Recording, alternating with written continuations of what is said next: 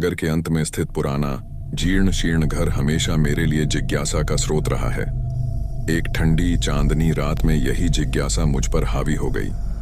मैं सुनसान सड़क पर धीरे धीरे आगे चला गया। मेरे कदमों की आहट सन्नाटे में गूंज रही थी।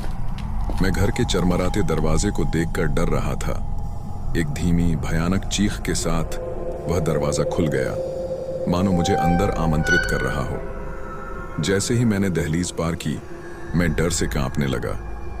फटे हुए पर्दों से छनकर आती हुई चांदनी सफेद चादर में लिपटे धूल भरे फर्नीचर को उजागर कर रही थी।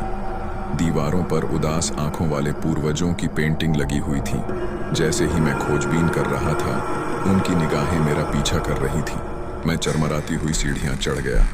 तभी अचानक किसी के रोने की आवाज सुनकर मैं रुक गया। आवाज का पीछा करते हुए मैं अंधेरे कमरे में पहुंचा। मेरा दिल तेजी से धड़कने लगा।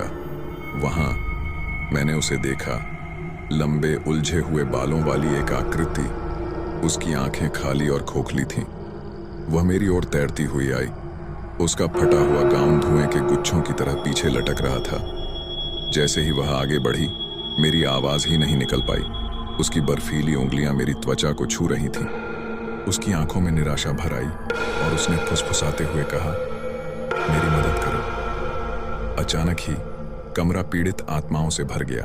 उनकी पीड़ा भरी चीखें मेरे दिमाग में गूंज रही थीं। दीवारें पास आने लगी, छत नीचे सरकने लगी और मेरे हाथों को दीवारों से निकलती रस्सियां जकड़ने लगी।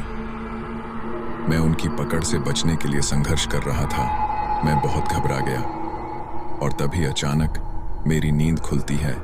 मैं भोर में उठा, हाँफ रहा था, पर अपने बिस्तर पर सुरक्षित था। मुझे राहत हुई कि यह सिर्फ एक सपना था।